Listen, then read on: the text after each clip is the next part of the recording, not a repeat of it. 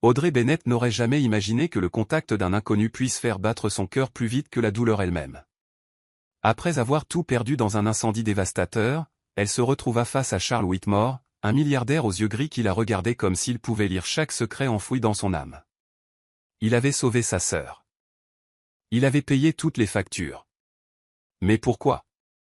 Et pourquoi ce simple geste, replaçant une mèche de cheveux derrière son oreille, avait-il arrêté le temps?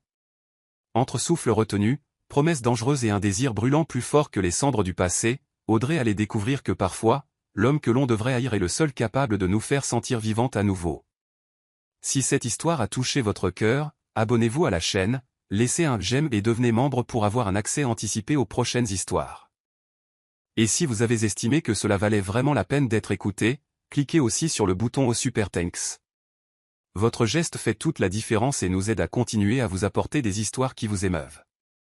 L'odeur des cendres flottait encore dans l'air lorsqu'Audrey Bennett revint vers ce qui avait été autrefois sa maison.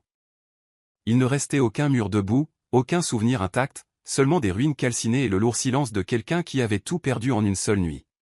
Le vent froid du petit matin charriait des particules de suie qui collaient à sa peau, et chaque pas qu'elle faisait sur les décombres résonnait comme une plainte sourde en écho dans sa poitrine vide. Ses parents étaient morts, sa sœur Emma était dans le coma, et elle. Elle était complètement seule. Audrey croisa les bras autour d'elle-même, tentant de se protéger du froid qui venait de l'intérieur. Ses mains tremblaient, non seulement de peur, mais de cette culpabilité qui la rongeait de l'intérieur. Si j'avais été à la maison ce soir-là, si je n'étais pas sorti. Mais il n'y avait pas de retour en arrière possible, aucun moyen de défaire le passé, seulement des morceaux à ramasser, s'il en restait même encore. L'hôpital n'était qu'à quelques pâtés de maison. Audrey marcha en silence dans les rues désertes, observant les lumières aux fenêtres où des familles dormaient paisiblement, une chose qu'elle ne connaîtrait plus jamais. Lorsqu'elle atteignit l'entrée des urgences, le bruit mécanique des portes automatiques la ramena à la réalité. L'odeur de désinfectant envahit ses narines, mêlée à l'arôme sucré et artificiel du vieux café. Des infirmières passaient en coup de vent, des médecins conversaient à voix basse. Personne ne la regardait, personne ne semblait remarquer la douleur inscrite sur son visage. Audrey s'approcha de l'accueil, la voix nouée dans sa gorge. Je suis ici pour voir ma sœur, Emma Bennett. Elle est aux soins intensifs. La réceptionniste tapa quelque chose sur son ordinateur, mais avant qu'elle ne puisse répondre, une voix grave, élégante et étonnamment calme résonna derrière Audrey. Les frais médicaux ont déjà été réglés, en totalité. Audrey se retourna brusquement, et c'est alors que, pour la première fois, ses yeux rencontrèrent les siens. Charles Whitmore se tenait à quelques mètres, vêtu d'un costume sombre impeccable qui contrastait avec l'environnement chaotique de l'hôpital. Il était grand, les épaules larges, avec une posture qui exsudait le pouvoir et le contrôle. Mais ce qui captiva réellement Audrey, ce furent ses yeux, gris comme la fumée d'un feu sur le point de s'éteindre, mais intenses comme des braises brûlant encore à l'intérieur. Il l'observait d'une manière qui la faisait se sentir nue, exposée, comme s'il pouvait lire chaque pensée cachée dans son âme. Audrey sentit son cœur s'emballer, non de peur, ni de colère, mais à cause de quelque chose qu'elle ne pouvait nommer. « Qui êtes-vous » demanda-t-elle, la voix tremblante. Charles fit un pas en avant, lent, calculé. Chaque mouvement semblait délibéré, comme s'il mesurait sa réaction à chaque seconde.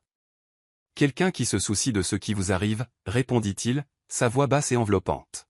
« Vous ne me connaissez pas encore. » Le silence qui s'installa entre eux était épais, chargé de quelque chose qu'Audrey ne parvenait pas à déchiffrer. Il ne détournait pas le regard. Elle non plus. C'était comme s'ils étaient engagés dans une bataille silencieuse, testant qui céderait le premier. « Pourquoi avez-vous fait ça » demanda finalement Audrey, rompant le contact visuel. « Pourquoi avez-vous payé les frais d'hôpital ? Je n'ai pas d'argent pour vous rembourser. Je ne veux pas de votre argent.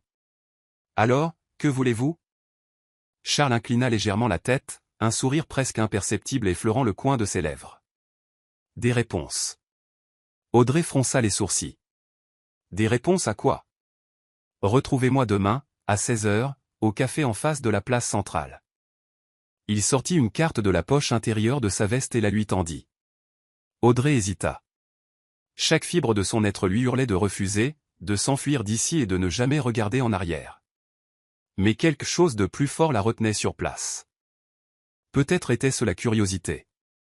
Peut-être le désespoir. Ou peut-être était-ce ce regard, ce maudit regard, qui lui ôtait le sol sous les pieds. Elle prit la carte. Ses doigts effleurèrent brièvement les siens, et ce fut comme si un courant électrique traversait sa peau. Audrey retira vivement sa main, mais il était trop tard. Le contact était déjà gravé dans sa mémoire. Charles fit un pas de plus.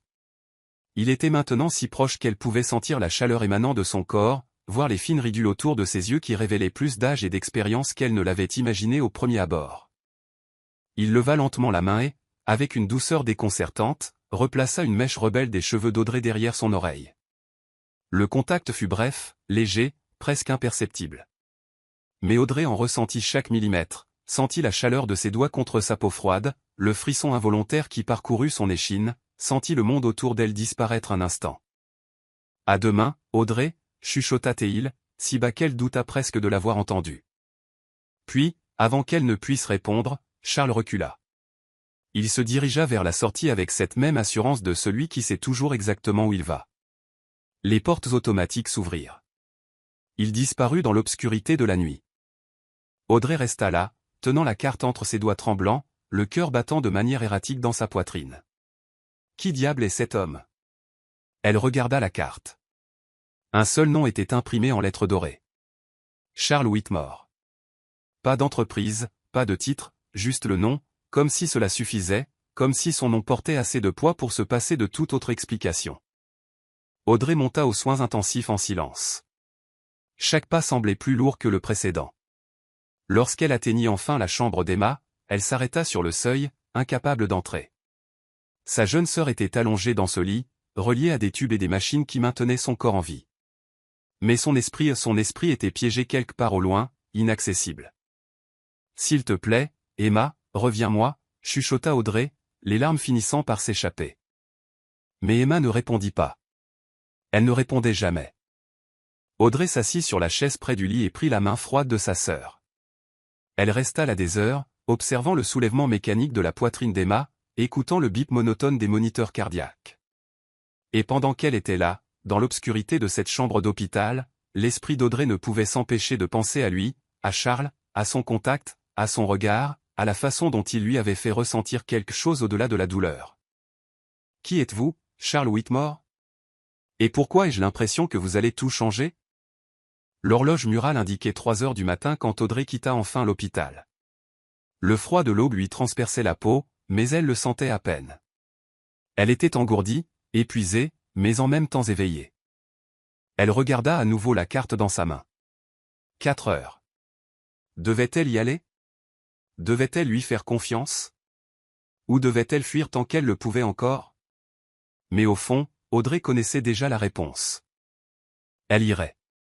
Parce que quelque chose chez cet homme, quelque chose de dangereux, de magnétique, d'indéniable, l'attirait comme une marée inévitable. Et peut-être, juste peut-être, avait-il les réponses dont elle avait si désespérément besoin. Ou peut-être serait-il la prochaine chose à la détruire. Audrey glissa la carte dans sa poche et commença à marcher vers ce qu'il restait de sa vie. Mais maintenant, pour la première fois depuis l'incendie, elle ne marchait pas seule. Il y avait une ombre qui la suivait. Une ombre aux yeux gris. Et elle ne parvenait pas à décider si cela l'effrayait ou la fascinait. Audrey ne dormit pas cette nuit-là. Comment aurait-elle pu? Chaque fois qu'elle fermait les yeux, elle voyait ses yeux gris l'observer. Elle sentait à nouveau la douce caresse de ses doigts arrangeant ses cheveux. Elle entendait cette voix grave et contrôlée résonner dans son esprit. À demain, Audrey. Il n'avait même pas demandé si elle viendrait. Il l'avait simplement supposé. Et le pire? Il avait raison. Lorsque l'horloge sonna 15h30, Audrey se tenait déjà devant le miroir de la salle de bain de l'hôtel Bon Marché où elle avait réussi à obtenir une chambre. Ses vêtements étaient froissés, les mêmes qu'elle portait depuis 2 jours. De profonds cernes marquaient ses yeux bruns et ses cheveux blonds étaient attachés en un chignon négligé. Elle ressemblait exactement à ce qu'elle était, quelqu'un qui avait tout perdu. « Pourquoi est-ce que je me soucie de mon apparence ?» pensa-t-elle, agacée contre elle-même. Cet homme est un parfait inconnu. Mais malgré tout, elle détacha ses cheveux et passa ses doigts dans les mèches, essayant de donner une forme à sa chevelure rebelle. Elle se pinça les joues pour ramener un peu de couleur à son visage pâle. Elle se mordit les lèvres jusqu'à ce qu'elles soient légèrement rougies. Lorsqu'elle réalisa ce qu'elle faisait, elle s'arrêta brusquement. « Qu'est-ce qui ne va pas chez toi ?» murmura-t-elle à son reflet dans le miroir. À 15h50, Audrey poussa la porte du café. L'odeur des grains torréfiés et du pain frais inonda ses sens, apportant une sensation réconfortante qui contrastait avec le nœud serré dans son estomac. L'endroit était petit, chaleureux, avec des tables en bois sombre et une lumière douce filtrant à travers les grandes fenêtres. Il y avait peu de monde, un couple âgé lisant le journal, une femme tapant frénétiquement sur son ordinateur portable, un homme seul près de la fenêtre. Non, pas juste un homme. Lui. Charles était assis à une table en coin, le dos au mur, avec une vue complète sur l'entrée. C'était évidemment intentionnel. Il portait une chemise blanche dont les manches étaient retroussées jusqu'au coude, révélant des avant-bras forts et définis. Pas de cravate, pas de veste. Plus décontracté que la veille, mais toujours impeccable. Il tenait une tasse de café entre ses mains, mais ses yeux n'étaient pas sur la boisson. Ils étaient sur elle. Audrey sentit ses jambes flancher lorsque son regard croisa le sien. Il n'y avait aucune surprise dans son expression, juste une satisfaction tranquille, comme s'il avait toujours su qu'elle viendrait. Il se leva lentement, un geste de chevalerie à l'ancienne qui la prit au dépourvu. Charles indiqua la chaise face à lui d'un mouvement subtil de la main. « Asseyez-vous. » Ce n'était pas une demande. C'était un ordre déguisé en courtoisie. Audrey traversa le café d'un pas hésitant, sentant le poids de son regard sur chacun de ses mouvements. Lorsqu'elle s'assit enfin, elle réalisa que ses mains tremblaient. Elle les cacha rapidement sous la table. Charles se rassit, ses yeux fixés sur elle avec une intensité qui lui donnait envie de détourner le regard, tout en l'empêchant de le faire. « Vous êtes venu, dit-il, sa voix basse et enveloppante. Vous sembliez certain que je le ferais. Je l'étais. Comment pouvez-vous être si sûr à propos de quelqu'un que vous ne connaissez pas ? » Un léger sourire effleura ses lèvres, non d'amusement, mais de quelque chose de plus profond. La reconnaissance, peut-être. Parce que je reconnais quelqu'un qui cherche désespérément des réponses. Et parce que vous avez du feu dans les yeux, Audrey, le genre de feu qui ne s'éteint pas facilement. Elle sentit son visage chauffer, non de gêne, mais de quelque chose dangereusement proche du désir. Vous avez dit que vous vouliez des réponses. Des réponses à quoi ? Charles se pencha légèrement en avant, réduisant la distance entre eux. La table sembla soudain trop petite. À propos de l'incendie qui a tué vos parents. L'estomac d'Audrey se noua. Elle pressa ses doigts l'un contre l'autre sous la table jusqu'à ce que ses ongles s'enfoncent dans ses paumes. La police a dit que c'était accidentel. Un court-circuit dans le câblage électrique. La police a tort. Le silence qui suivit fut absolu. Audrey pouvait entendre son propre cœur battre dans ses oreilles. Elle sentit sa respiration s'accélérer, devenir plus superficielle. « Qu'est-ce que vous dites ?» réussit-elle à demander, sa voix à peine au-dessus d'un murmure. « Je dis que l'incendie n'était pas un accident. Il a été provoqué, et je peux le prouver. » Les mots tombèrent sur Audrey comme un seau d'eau glacée. Elle se leva brusquement, la chaise raclant le plancher en bois avec un bruit sec. « Qui diable pensez-vous être ? Vous débarquez de nulle part, vous payez les frais d'hôpital de ma sœur, vous me convoquez ici, et maintenant vous me dites que mes parents ont été assassinés. » Charles resta assis calmement, ses yeux ne quittant jamais les siens. « Asseyez-vous, Audrey. »« Non, je ne m'assiérai pas. Je ne sais pas qui vous êtes ni ce que vous voulez de moi, mais... »« Asseyez-vous. » Cette fois, sa voix était plus ferme, non agressive, mais indéniable. « S'il vous plaît. » Quelque chose dans son ton la fit obéir. Lentement, Audrey se rassit, son cœur battant toujours la chamade. Charles attendit qu'elle soit installée avant de continuer. « Votre père travaillait pour un cabinet comptable qui a découvert des irrégularités financières dans une grande corporation. Il était sur le point de remettre des preuves au FBI. Quelqu'un ne voulait pas que ces preuves voient le jour. C'est insensé. C'est la vérité. » Charles sortit une fine enveloppe d'un dossier en cuir posé à côté de sa chaise. Il la plaça sur la table entre eux. Tout est là, des documents, des relevés de transferts bancaires suspects, des conversations enregistrées, et... Il marqua une pause, son regard s'assombrissant des preuves que l'incendie a été allumé intentionnellement. Audrey regarda l'enveloppe comme s'il s'agissait d'une bombe sur le point d'exploser. Ses mains tremblaient tellement qu'elle ne pouvait pas la saisir. « Pourquoi avez-vous cela ? Pourquoi vous en souciez-vous ? parce que la personne responsable de la mort de vos parents est mon frère. Le monde s'arrêta. Audrey eut l'impression que le sol se dérobait sous ses pieds. Elle fixa Charles, cherchant un signe de mensonge, de manipulation, n'importe quoi indiquant que c'était une sorte de jeu cruel.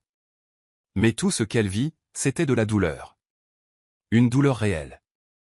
Une douleur profonde. Votre frère? Ethan Whitmore. Il est le directeur financier de la corporation sur laquelle votre père enquêtait. Quand Ethan a découvert que votre père avait assez de preuves pour le détruire, il a pris des mesures extrêmes. Vous me dites que votre frère a tué mes parents? Et vous voulez quoi? Que je vous remercie de me l'avoir dit? Non. Charles se pencha encore plus en avant, ses yeux pénétrant les siens. Je veux que vous m'aidiez à le mettre derrière les barreaux. Audrey laissa échapper un rire amer, sans humour. Et comment ferais-je cela, exactement? En travaillant pour lui. Le café sembla soudain suffocant. Audrey sentit la chaleur monter dans son cou, ses joues, son front. Vous êtes complètement fou. Je suis tout à fait sérieux. Charles rouvrit le dossier et en sortit un autre document. Un contrat. Je vous offre un poste d'assistante personnelle de mon frère. Vous auriez un accès direct à ses dossiers, ses emails, ses réunions, tout ce dont nous avons besoin pour monter un dossier solide contre lui. Je ne suis pas une espionne. Je ne sais même pas comment. Vous apprendrez. Je vous enseignerai. Je vous donnerai tout ce dont vous avez besoin. Équipement. Formation. Protection. Et qu'est-ce que vous y gagnez, vous? La justice. Menteur. Audrey croisa les bras, les yeux plissés. Personne ne fait tout ça juste pour la justice. Que voulez-vous vraiment? Charles garda le silence un long moment. Puis, lentement, il dit, je veux que mon frère paie pour ce qu'il a fait. Pas seulement à vos parents, mais à beaucoup d'autres personnes qu'il a détruites au fil des ans. Et je veux. Il hésita, une chose rare passant sur son expression, la rédemption. La rédemption? J'ai découvert ce qu'Ethan faisait. Trop tard pour sauver vos parents, mais pas trop tard pour l'empêcher de recommencer. Audrey sentit les larmes brûler derrière ses yeux, mais elle refusa de les laisser couler. Pas devant lui. Pas maintenant. Et si je refuse? Alors Ethan restera libre. Il continuera à détruire des vies. Et vous continuerez sans réponse. C'était du chantage émotionnel. Audrey le savait. Mais elle savait aussi qu'il avait raison. Combien? Comment ça? Combien me paierez-vous? Charles poussa le contrat vers elle. 50 000 $ par mois, plus la couverture de tous les frais médicaux de votre sœur, aussi longtemps que nécessaire. Audrey sentit l'air quitter ses poumons. C'était plus d'argent qu'elle n'en gagnerait en des années. C'était la différence entre la vie et la mort pour Emma. Mais c'était aussi vendre son âme. Quand est-ce que je commencerai? Lundi. Vous serez présentée comme la nouvelle assistante engagée par une agence de ressources humaines externe. Ethan ne saura rien de votre lien avec moi ou vos parents. Et s'il le découvre? Il ne le découvrira pas. Je m'en assurerai. Audrey prit le contrat de ses mains tremblantes. Elle parcourut les clauses, les petits caractères, les termes juridiques qu'elle comprenait à peine. Au bas de la dernière page, il y avait une ligne pour une signature. Elle prit le stylo que Charles lui tendait. Il était lourd, métallique, froid contre ses doigts. Êtes-vous sûr qu'il a tué mes parents? Absolument. Et êtes-vous sûr que nous pouvons le prouver? Avec votre aide? Oui. Audrey prit une profonde inspiration. Elle ferma les yeux. Et elle signa. Lorsqu'elle rouvrit les yeux, Charles souriait. Pas un sourire triomphant, mais soulagé. Vous avez fait le bon choix. Je l'espère, murmura-t-elle. Charles se leva et lui tendit la main. Audrey hésita un instant avant de l'accepter. Sa poigne était ferme, chaude, et dura une seconde de plus que nécessaire. Bienvenue dans l'équipe, Audrey Bennett. Et alors qu'elle plongeait son regard dans ses yeux gris, Audrey réalisa qu'elle venait de conclure un pacte avec le diable, ou avec le seul homme capable de la sauver. Elle ne savait toujours pas lequel des deux c'était. Lundi arriva trop vite.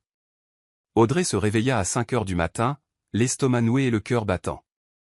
Elle avait passé tout le week-end à essayer de se convaincre qu'elle avait pris la bonne décision.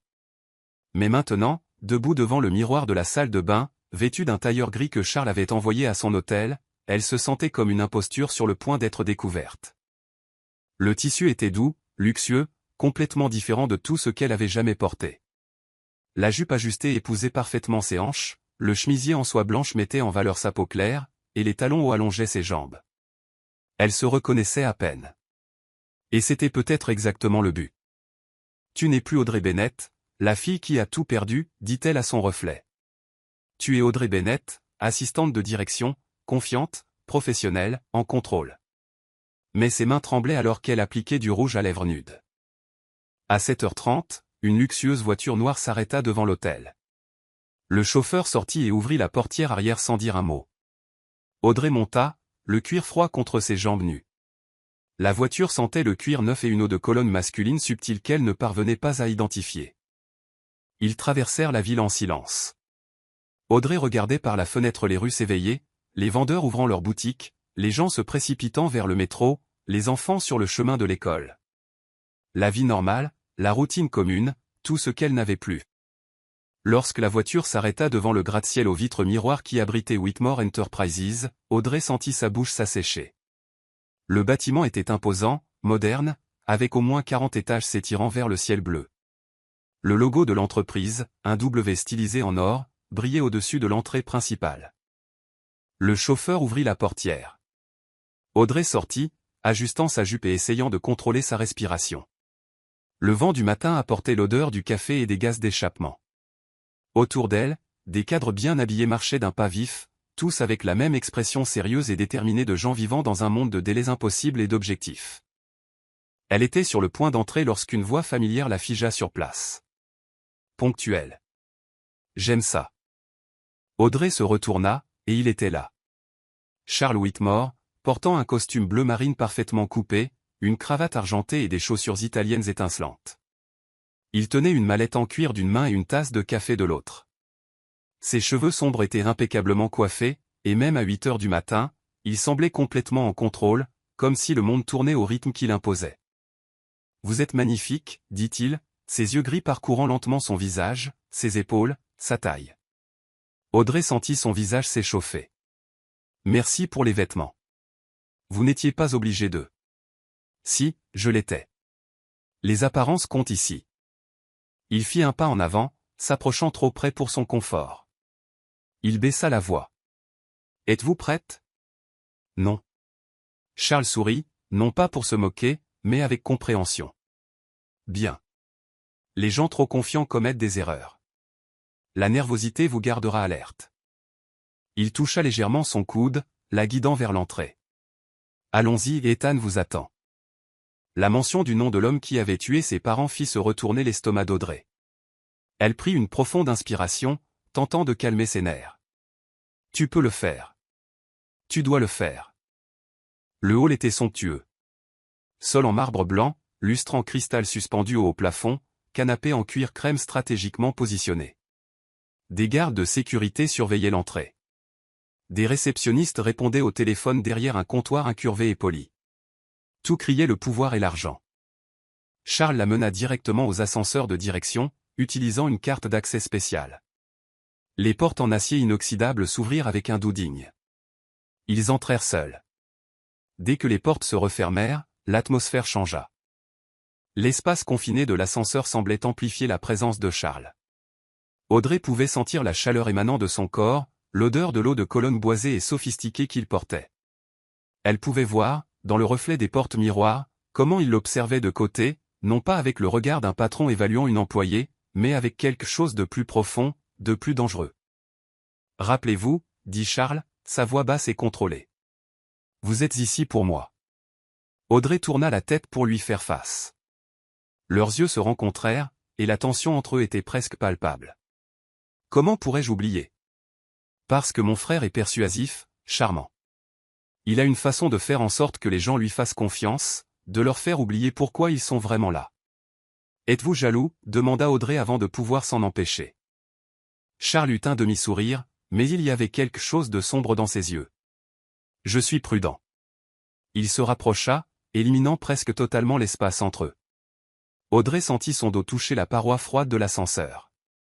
Charles leva une main et la posa sur le mur à côté de sa tête, sans la piéger, mais en l'entourant définitivement. Ethan essaiera de vous conquérir, chuchota-t-il, si près qu'Audrey pouvait sentir son souffle effleurer ses lèvres. Il sourira. Il vous fera rire. Il vous fera vous sentir spécial. Mais n'oubliez pas, ses yeux tombèrent brièvement sur ses lèvres avant de revenir à ses yeux qu'il est un meurtrier. Le cœur d'Audrey battait si fort qu'elle était sûre que Charles pouvait l'entendre. Elle essaya de dire quelque chose, mais les mots moururent dans sa gorge. L'ascenseur émit un autre digne, les portes s'ouvrant sur le 35e étage.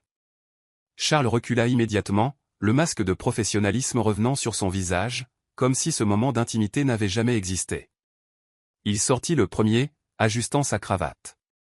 Allons-y. Audrey le suivit sur des jambes tremblantes, essayant de retrouver sa contenance. Le couloir était large, avec des murs de verre offrant une vue spectaculaire sur la ville. Des peintures modernes décoraient les murs, et des plantes vertes stratégiquement positionnées donnaient une touche de vie à l'environnement corporatif. Charles s'arrêta devant une double porte en bois sombre. Il frappa 2 fois. « Entrez », répondit une voix masculine de l'autre côté. Charles ouvrit la porte et fit signe à Audrey d'entrer la première. Elle prit une profonde inspiration et franchit le seuil. Le bureau était immense, facilement 2 fois la taille de la chambre d'hôtel où elle séjournait. Il y avait un imposant bureau de direction au fond, des étagères remplies de livres et de trophées, un canapé en cuir noir devant une cheminée électrique, et des fenêtres du sol au plafond offrant une vue à couper le souffle. Et derrière le bureau, se levant avec un sourire chaleureux et invitant, se trouvait Ethan Whitmore. Audrey sentit le monde tourner. Ethan était beau, dévastateur. Il avait les mêmes cheveux sombres que Charles, mais un peu plus longs, légèrement décoiffés à dessin. Ses yeux étaient bleus, pas gris comme ceux de Charles, mais d'un bleu clair brillant qui lui rappelait un ciel d'été. Il avait une mâchoire forte, des lèvres qui s'incurvaient naturellement en un sourire, et des fossettes sur les joues.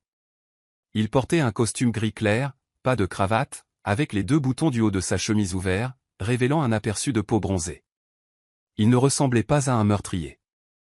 Il ressemblait à un mannequin de magazine d'affaires.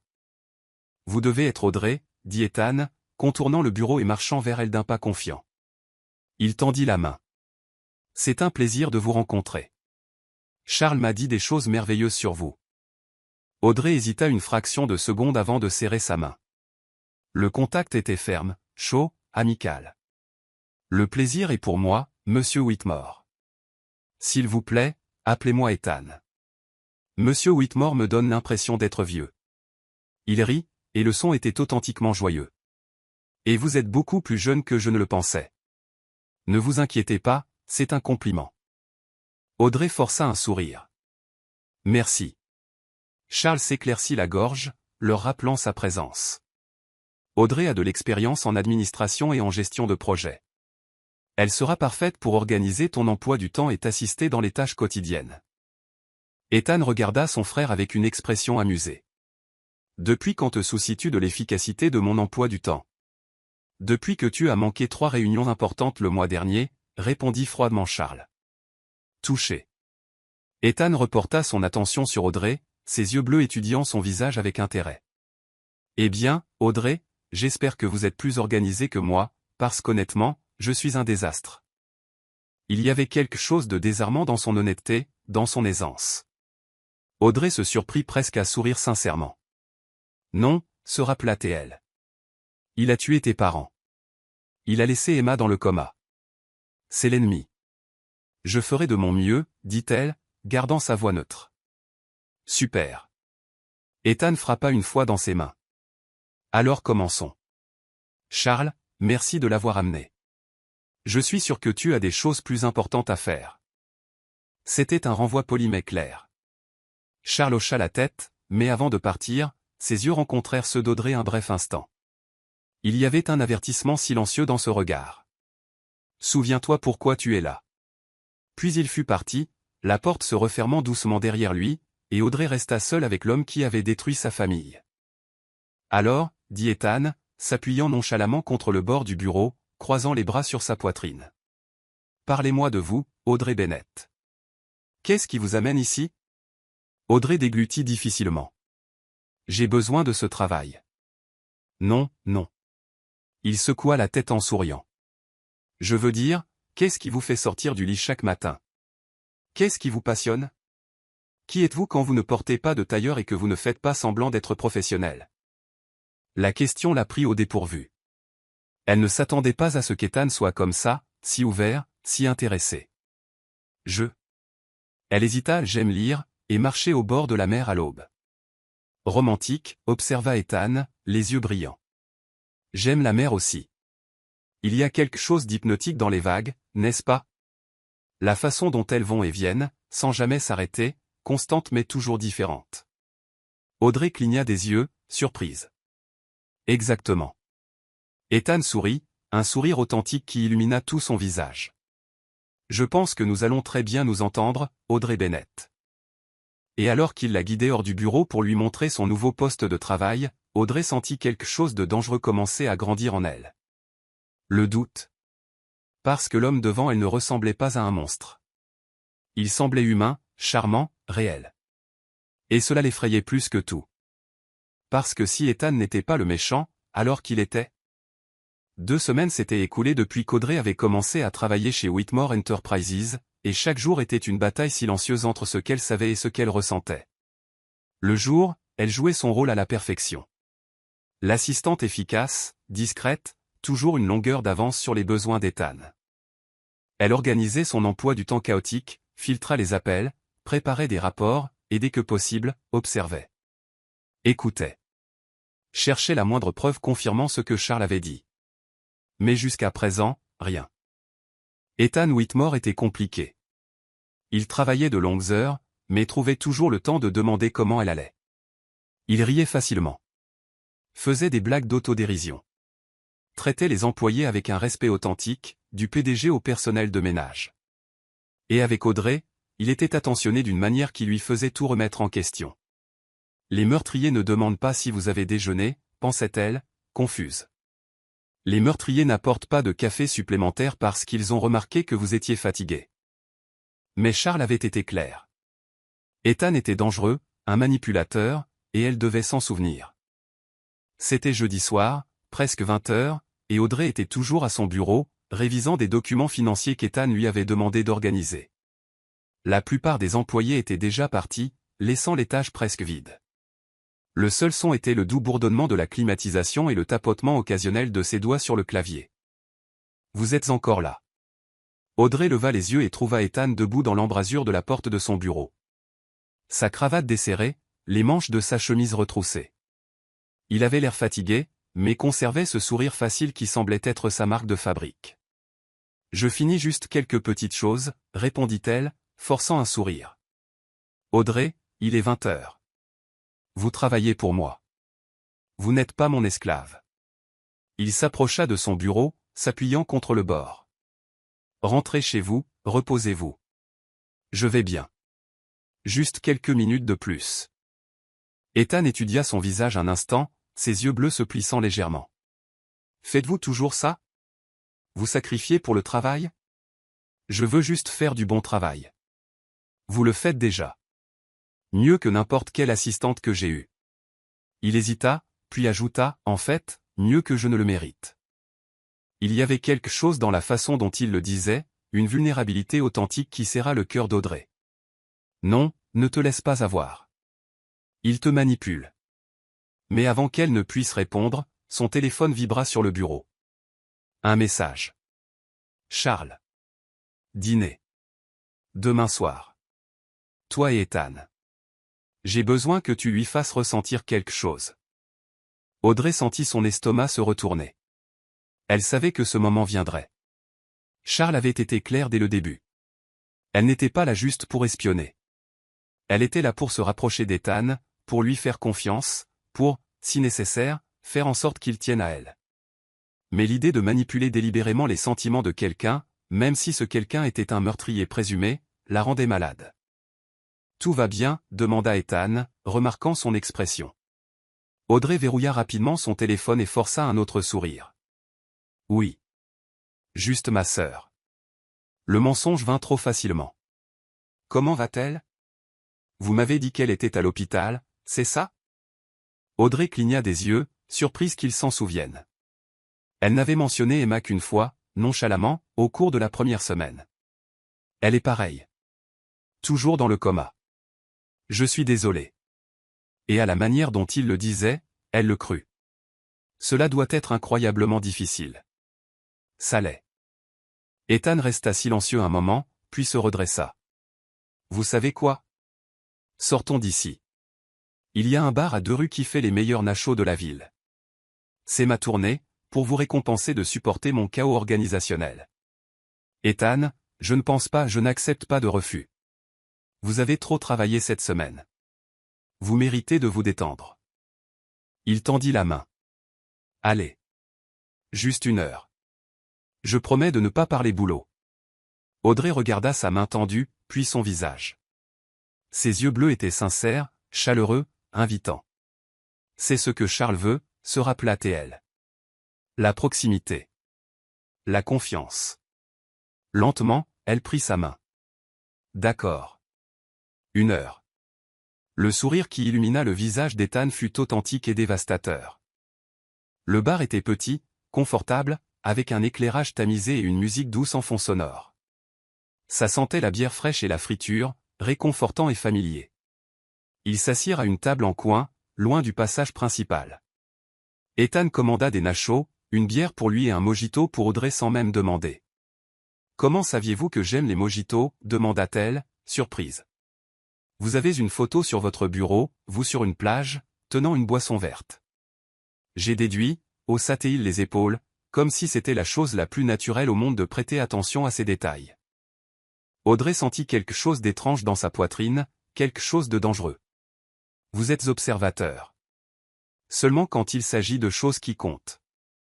Leurs yeux se croisèrent, et Audrey détourna rapidement le regard, saisissant le menu comme distraction. Ils parlèrent. De tout et de rien. Ethan raconta des histoires drôles sur des clients difficiles. Audrey partagea des souvenirs d'enfance inoffensifs, des versions éditées qui ne révélaient rien de l'incendie ou de ses parents.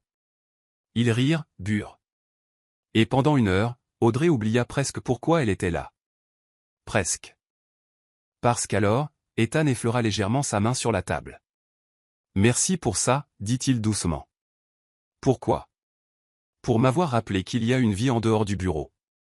Je suis tellement consumé par le travail que parfois j'oublie de respirer. Audrey regarda sa main sur la sienne. Elle était chaude. Douce. Complètement à l'opposé de ce que devrait être la main d'un meurtrier. Ethan. Je sais. Il retira rapidement sa main, comme s'il avait réalisé qu'il avait franchi une ligne. Désolé. Je ne voulais pas vous mettre mal à l'aise. Ce n'était pas ça. C'est juste que... Tu as tué mes parents. Tu as détruit ma famille. Je devrais te haïr. C'est compliqué. La ville est toujours... Il sourit, mais il y avait de la tristesse dans ses yeux. Surtout pour les gens comme nous. Les gens comme nous? Les gens qui essaient de survivre dans un monde qui exige trop et donne trop peu. Lorsqu'Audrey rentra enfin à l'hôtel ce soir-là, elle trouva Charles qui l'attendait, les yeux fixés sur la porte. Dès qu'il la vit, il se leva. « Où étiez-vous » ? « Je travaillais, » répondit-elle, essayant de passer devant lui. Charles lui saisit le bras, sans force, mais assez fermement pour la faire arrêter. « Ne me mentez pas. » Audrey dégagea son bras. « Je suis sorti boire un verre avec Ethan. N'est-ce pas vous qui vouliez que je me rapproche de lui ? Vous rapprocher, oui. Vous impliquer émotionnellement, non. Je ne suis pas, vous lui teniez la main. » Audrey se figea. Le sang quitta son visage. Vous me suiviez ? Je vous protégeais. Vous me contrôliez, vous voulez dire. Charles fit un pas en avant, éliminant l'espace entre eux. Ses yeux gris étaient orageux, intenses, dangereux. Avez-vous oublié ce qu'il a fait ? Oublié pourquoi vous êtes ici ? Je n'ai rien oublié. Cria presque Audrey, les émotions débordant enfin. Mais peut-être que vous avez tort. Peut-être qu'Ethan n'est pas le monstre que vous dites. La mâchoire de Charles se contracta. Il vous a séduite. Il a été gentil avec moi. Il y a une différence, n'est-ce pas ? Charles se pencha, son visage si proche qu'Audrey pouvait voir les taches plus sombres dans le gris de ses yeux. Parce que de là où j'étais, on aurait dit que vous appréciez.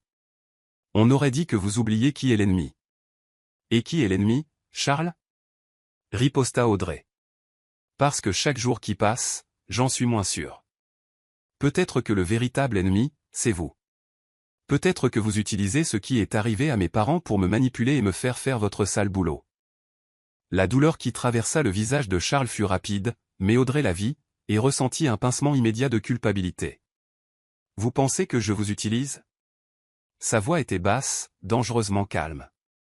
Je ne sais plus quoi penser. Charles resta silencieux un long moment. Puis, lentement, il sortit une petite clé USB de sa poche et la pressa dans sa main. Regardez ça. Ensuite, dites-moi si vous pensez toujours que je vous manipule. Qu'est-ce que c'est? L'enregistrement de la réunion où Ethan a ordonné l'incendie de la maison de vos parents. Le monde d'Audrey s'arrêta. Charles recula, ses yeux toujours fixés sur les siens. Et quand vous aurez fini de regarder, chuchota Théil, la voix chargée d'une émotion contenue, venez me trouver. Parce que vous aurez besoin de moi. Il se tourna et s'éloigna, laissant Audrey seule dans le hall, tenant la clé USB comme s'il s'agissait d'une grenade sur le point d'exploser. Elle monta dans sa chambre en état de choc, connecta l'appareil à son ordinateur portable, appuya sur lecture, et regarda sa vie s'effondrer à nouveau. Sur l'écran, dans une salle de conférence élégante, Ethan Whitmore, avec ce même sourire charmant, ses mêmes yeux bleus, disait froidement, réglez le problème. Je me fiche de comment. Assurez-vous juste qu'ils ne vivent pas pour raconter l'histoire. Audrey sentit la bile monter dans sa gorge. Les larmes commencèrent à couler. Ethan était coupable, Charles avait raison, et elle était presque tombée amoureuse de l'homme qui avait tout détruit. Audrey ne dormit pas. Comment aurait-elle pu? L'image d'Ethan sur l'écran, froid, calculateur, ordonnant la mort de son père comme s'il commandait un café, était gravée dans son esprit comme une marque au fer rouge. Elle avait regardé la vidéo 3 fois, cherchant un signe que c'était faux, manipulé, sorti de son contexte. Mais il n'y avait rien. C'était réel. Indéniablement réel. Et le pire? Elle avait commencé à l'apprécier. Lorsque le soleil se leva enfin, peignant le ciel de nuances d'orange et de rose, Audrey était assise sur le lit, ses genoux ramenés contre sa poitrine, l'ordinateur portable toujours ouvert à côté d'elle. Ses yeux étaient rouges et gonflés d'avoir tant pleuré, son corps était épuisé, mais son esprit ne s'arrêtait pas. Comment ai-je pu être aussi stupide? Comment n'ai-je rien vu? Mais elle connaissait la réponse.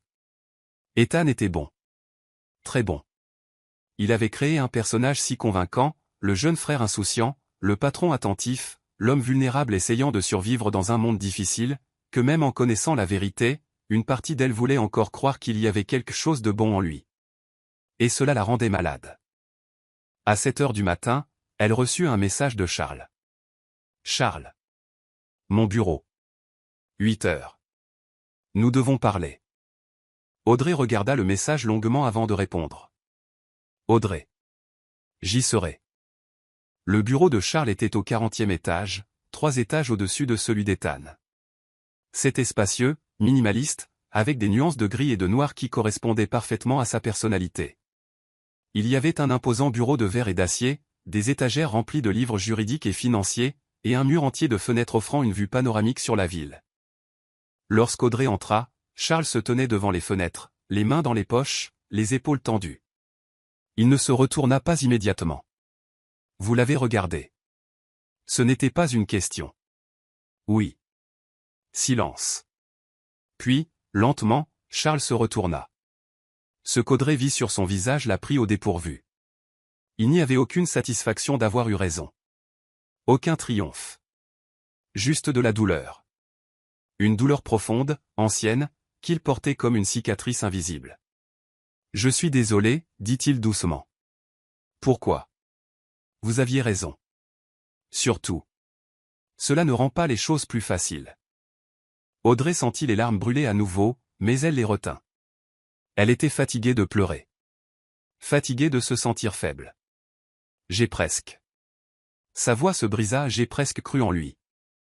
J'ai presque pensé que vous aviez tort. Je sais. Charles fit quelques pas vers elle. C'est pour ça qu'il est dangereux. Ethan n'est pas comme les méchants de cinéma. Il ne porte pas de masque. Il ne rit pas diaboliquement en complotant. Il est humain, charmant, convaincant. C'est ce qui le rend si létal. Comment supportez-vous cela, demanda Audrey, la voix tremblante. Comment travaillez-vous à ses côtés chaque jour, sachant ce qu'il est? La mâchoire de Charles se serra. Parce que quelqu'un doit l'arrêter. Et parce que si je ne le fais pas, qui le fera? Mais c'est votre frère. C'était mon frère. La voix de Charles était froide maintenant, tranchante comme du verre. L'homme que je connaissais est mort il y a longtemps. Ce qu'il reste n'est qu'une coquille portant son visage. Audrey regarda Charles, le regarda vraiment. Et pour la première fois, elle vit au-delà de la façade de contrôle et de pouvoir. Elle vit un homme portant le poids de la trahison familiale. Elle vit quelqu'un qui, comme elle, avait perdu quelque chose de précieux. Que s'est-il passé entre vous deux? Charles resta silencieux si longtemps qu'Audrey crut qu'il ne répondrait pas. Puis il soupira et se dirigea vers le bar encastré dans le mur, versant 2 verres de whisky. Il lui en tendit un. Audrey le prit, même s'il n'était que 8 heures du matin. Elle en avait besoin. Charles but une longue gorgée avant de parler. Notre père a bâti cette entreprise à partir de rien. C'était un homme difficile, mais juste. À sa mort, il a laissé l'entreprise divisée également entre moi et Ethan. Je m'occupais des opérations juridiques et de la conformité. Ethan s'occupait des finances. Cela aurait dû être un partenariat parfait. Il marqua une pause, son expression se durcissant. Mais Ethan en voulait plus. Il a commencé à faire des affaires dans l'ombre, blanchiment d'argent, pot de vin, manipulation boursière. Quand j'ai découvert j'y l'ai confronté. Et tu sais ce qu'il a dit? Audrey secoua la tête. Il a dit, tu as toujours été trop faible pour faire le nécessaire. Charles laissa échapper un rire amer. Et ensuite, il a essayé de me faire porter le chapeau pour ses crimes. Ça a failli marcher. Il m'a fallu 2 ans pour blanchir mon nom. Mon Dieu. Ton père a découvert ce qu'Ethan trafiquait lors d'un audit de nos comptes. Il était trop doué dans son travail. Il a trouvé des preuves dont j'ignorais moi-même l'existence. Et quand Ethan a réalisé qu'il allait tout exposer. Charles ne termina pas sa phrase. Il n'en avait pas besoin. Audrey sentit la colère monter en elle comme une vague sombre et dévorante. Je vais le détruire, dit-elle, la voix basse mais ferme. Je ferai en sorte qu'il paie pour tout ce qu'il a fait. Charles l'étudia un long moment. En es-tu sûr? Parce qu'une fois que nous aurons commencé, il n'y aura pas de retour en arrière. Ethan finira par le découvrir. Et quand il le fera? Je m'en fiche. Audrey fit un pas en avant, ses yeux croisant les siens avec une détermination féroce. Il m'a pris mes parents. Il a détruit ma famille. Il mérite de payer. Quelque chose changea dans l'expression de Charles. De l'admiration, peut-être. Ou quelque chose de plus profond. Alors faisons les choses correctement. Il posa son verre et se dirigea vers le bureau, ouvrant un dossier. Ce soir, Ethan a un dîner d'affaires avec des investisseurs internationaux. J'ai besoin que tu l'accompagnes. Quoi? Pourquoi? Parce que pendant qu'il sera distrait, tu auras accès à son bureau. Charles sortit un petit appareil du tiroir. Cela ressemblait à une clé USB ordinaire. C'est un cloneur de données. Tu le connecteras à son ordinateur et tu copieras tout. Mais, fichier, transaction. Tout. Audrey prit l'appareil, dont le poids semblait étonnamment lourd dans sa main. Et s'il revient? Si quelqu'un me voit? Je ferai en sorte qu'il reste occupé. Fais-moi confiance. Vous faire confiance? Audrey laissa échapper un rire sans joie.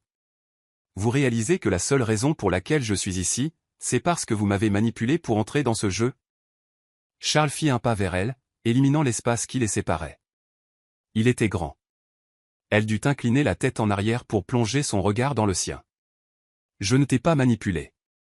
Je t'ai donné le choix. Et tu l'as fait. Le choix entre quoi?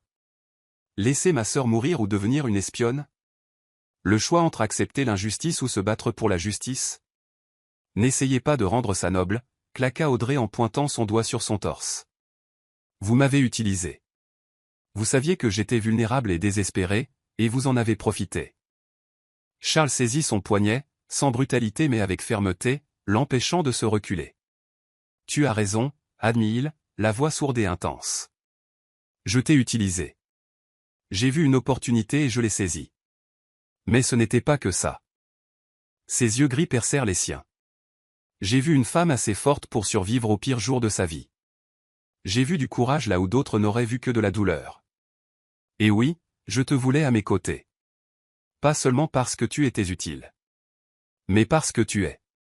Il marqua une pause, comme si les mots étaient difficiles à former. Extraordinaire. Le cœur d'Audrey s'emballa. La colère qu'elle ressentait quelques instants plus tôt commençait à se transformer en quelque chose de différent, quelque chose de dangereux. « Ne faites pas ça », murmura-t-elle. « Faire quoi ? Me faire ressentir quelque chose pour vous. Et si c'était déjà trop tard ?» Audrey dégagea son poignet de sa main, reculant d'un pas. Elle avait besoin d'espace. Besoin de respirer. Besoin de penser. Ça ne peut pas arriver. Pas comme ça. Pas maintenant. Quand, alors ? Jamais, mentit-elle. Parce que quand tout sera fini, quand Ethan sera en prison et que ma vie redeviendra normale, je partirai. Et vous resterez ici, dans cet empire de verre et de mensonges. Charles ne répondit pas. Il se contenta de l'observer avec cette intensité qui la faisait se sentir nue et exposée. Finalement, il parla, la voix si basse qu'elle n'était qu'un murmure. Tu peux te mentir à toi-même, Audrey. Mais ne me mens pas à moi. Je te vois. Vraiment. Et je sais que tu ressens la même chose. Audrey sentit les larmes menacées de revenir, mais elle les refoula.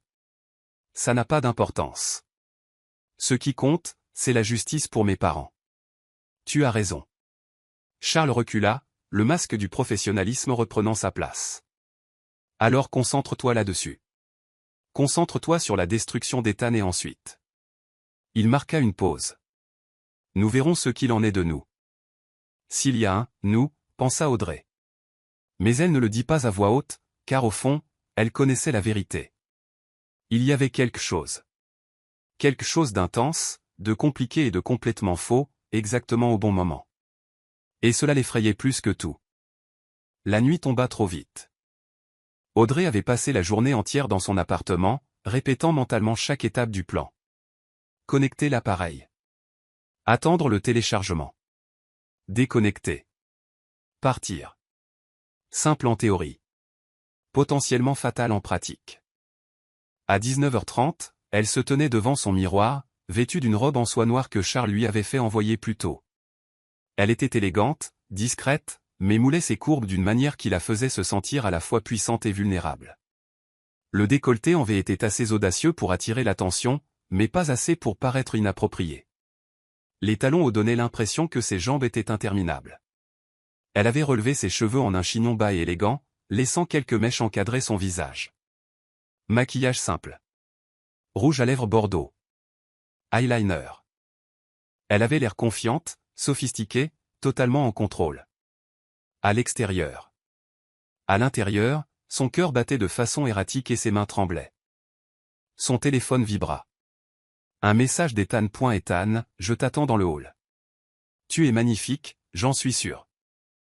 Audrey prit une profonde inspiration, saisit la petite pochette où elle avait caché le cloneur de données, et sortit. Lorsque les portes de l'ascenseur s'ouvrirent dans le hall, Ethan se tenait près de l'entrée, les mains dans les poches, vêtu d'un costume bleu marine impeccable. Lorsqu'il la vit, son visage s'illumina de ce sourire dévastateur qu'elle savait désormais être une arme soigneusement affûtée. « Waouh !» dit-il en faisant quelques pas vers elle.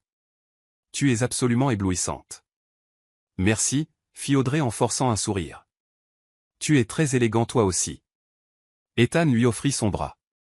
Prête pour une soirée de discussion d'entreprise ennuyeuse et de cuisine française sophistiquée ? Audrey glissa son bras sous le sien, sentant la fermeté du muscle sous le tissu du costume. Aussi prête que je ne le serai jamais. Le restaurant était exactement ce à quoi Audrey s'attendait.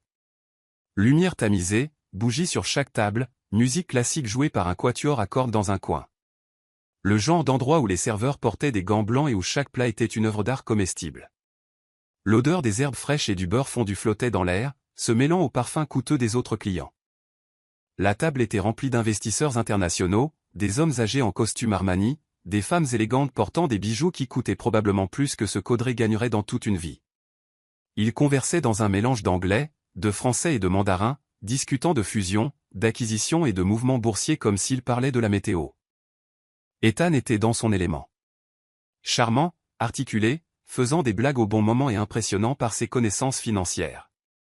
Il touchait occasionnellement le bras d'Audrey, de petits gestes possessifs, comme pour marquer son territoire. Et Audrey jouait son rôle à la perfection.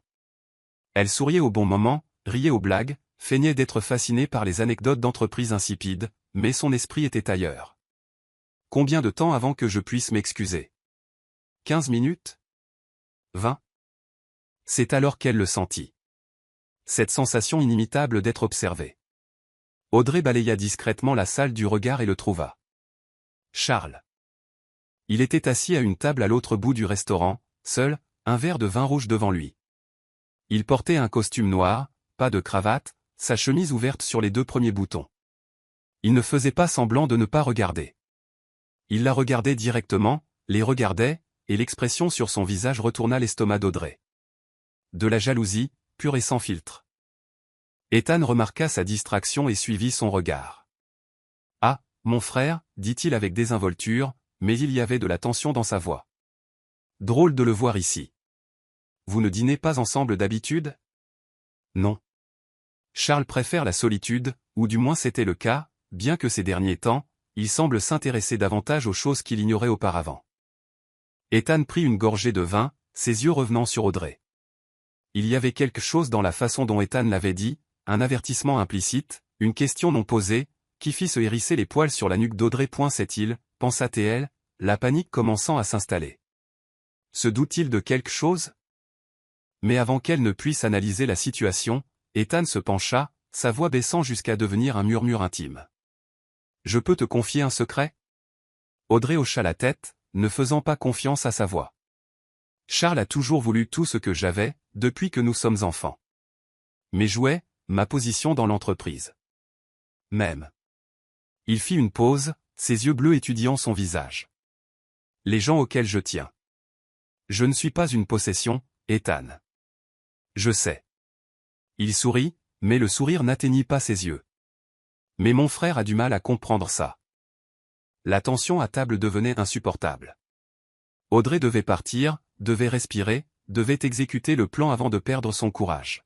« Excuse-moi, dit-elle en posant sa serviette sur la table. Je dois aller aux toilettes. » Bien sûr. Ethan se leva galamment, l'aidant à sortir de sa chaise. Audrey traversa le restaurant d'un pas mesuré, sentant 2 paires d'yeux lui brûler le dos. Lorsqu'elle passa devant la table de Charles, il ne dit rien. Il la regarda simplement. Mais d'une certaine manière, ce silence en disait plus que 1000 mots. Elle n'alla pas aux toilettes. Elle se dirigea directement vers la sortie. Le bureau d'Ethan n'était qu'à 10 minutes de route. Charles s'était assuré qu'elle aurait accès. Le garde de sécurité de nuit était opportunément absent, et les caméras du 35e étage auraient une panne technique entre 20 et 21 heures. Elle avait 30 minutes. L'immeuble était étrangement silencieux la nuit. Les couloirs, normalement vibrants d'énergie corporative, semblaient stériles et vides. Le bruit des talons d'Audrey résonnait contre le sol en marbre alors qu'elle marchait rapidement vers le bureau d'Ethan. La porte était déverrouillée, exactement comme Charles l'avait promis. Audrey entra, refermant doucement la porte derrière elle. Le bureau était sombre, éclairé seulement par les lumières de la ville traversant les baies vitrées du sol au plafond. Elle alla directement à l'ordinateur, l'allumant avec des mains tremblantes. « Allez. Allez. Allez. » L'écran s'alluma. Connexion requise. Merde. Mais ensuite, elle se souvint. Charles lui avait donné le mot de passe, une séquence qu'Ethan utilisait pour tout parce qu'il était trop arrogant pour penser que quiconque pourrait accéder à ses affaires. Elle tapa. L'ordinateur se déverrouilla. Le cœur battant violemment, Audrey inséra le dispositif de clonage dans le port USB. Une barre de progression apparut à l'écran. 2% terminé, 5% terminé, 10% terminé. Allez. S'il te plaît. Plus vite. Murmura-t-elle à la machine.